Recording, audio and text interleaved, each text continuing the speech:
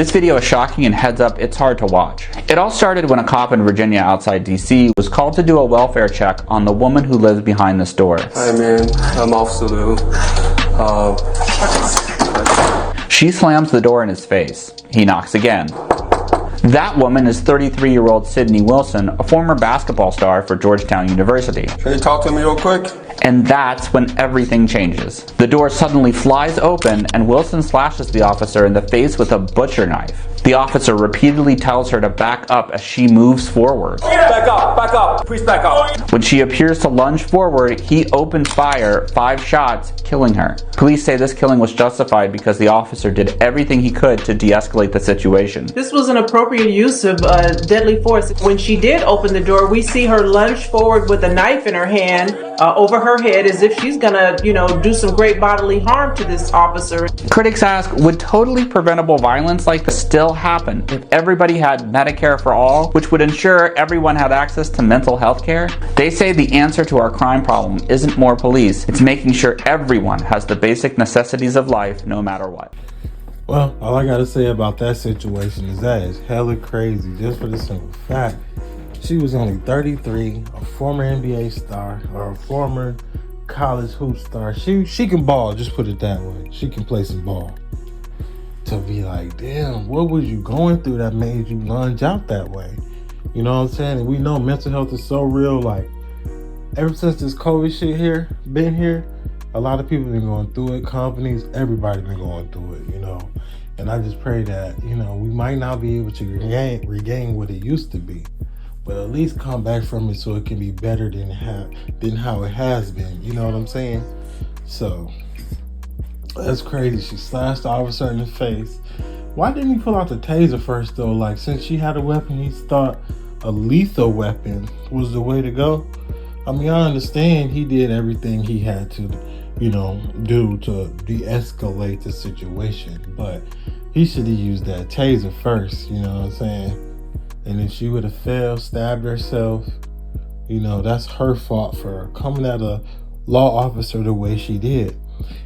But at the same time, this shit is so justified because, man, she slashed Brody in the face, and then next thing you know, she closed the door, come back out, trying to chase him and shit, like it's Friday the 13th, she Jason or something.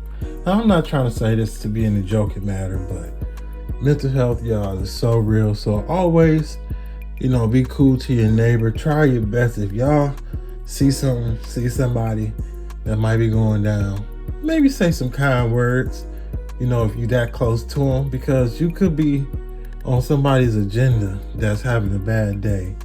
And I know we all got somebody to go home to. At the end of the day, we all got somebody who love us and want to see us.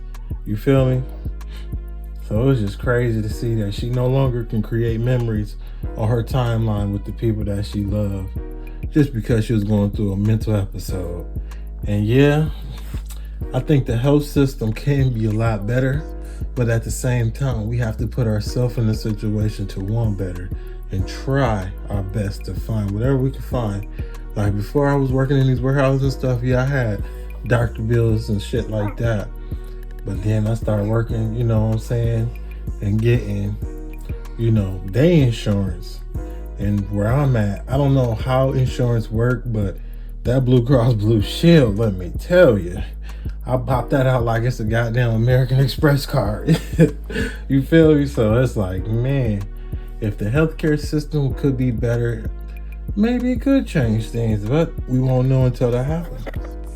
This story out of Queens is shocking. This is Dejan Jeezy Mullah McBean, a 29-year-old gang leader in Brooklyn. Earlier this year, he was sentenced to 12 years in federal prison for his role in an ongoing gang feud. But while locked up, McBean allegedly ordered a hit on a rival over a feud on social media. Authorities say McBean paid 2 associates to lure his rival to a Queens nightclub where gunmen were waiting. The target? A man McBean had a beef with online. Video that's too graphic to show here shows just what happened when those associates opened fire on his car. But these assholes, instead of killing the rival, had a bystander in the passenger seat instead. Clarissa Burgos, a 28-year-old mother, the girlfriend of the intended target. The intended target was shot 6 times, but he survived. She was shot once in the head and died on the spot. This was all part of a hit McBean allegedly ordered using a contraband phone while behind bars. He was trying to settle a petty social media beef, and instead it cost an innocent woman her life. Now McBean, along with his associates, are facing charges of murder for hire conspiracy and stalking resulting in death. All three are being held in custody, facing a potential life sentence or even the death penalty. But this story speaks to a much bigger issue. Gang violence like this is the inevitable outcome of an economic system that prioritizes profits over people. Man, that's crazy. And my condolences goes out to her family, just because how in the hell y'all do something like this? I mean, you know, black on black violence is just as bad as how people used to get killed back in the day when racism is here. So, you know, just the violence on black people just been around for hundreds and decades and all that shit. But to shoot somebody who's innocent, and y'all done did all this calling from jail shit, all this extra da-da-da, whatever, to not only take an innocent life, but now y'all stupid motherfuckers is on trial and could possibly get the death sentence. So now you look at what you did. The person you tried to kill survived. It's like, why do people be this damn stupid to do something like this? I mean, you in jail. The best thing for you to do is to stay positive, learn whatever you need to learn so you can have more knowledge to not get your ass back in them walls again. Because who the fuck want to be locked up? I mean, they telling you what to eat. They telling you when to sleep, when it's time to come in. Goddamn, you gotta shower around people. You can't take a public, you gotta take a public shit in the public. Like, you see what I'm saying? So it's like, who wants that? You gotta think about how these pets get treated, how these animals get treated. You feel me? So who the fuck want that in their life? But then again, the world is filled with so many amazing humans. Good people, bad people, devils. You get what I'm trying to say. So, I mean, damn. 3 people that did this. Took innocent life. Y'all main target survived. And y'all did this for what? Over some goddamn social media words? I guess they didn't grow up. Sticks and stones may break my bones, but words will never hurt me. In this type of generation, words can do more damage than sticks and bones.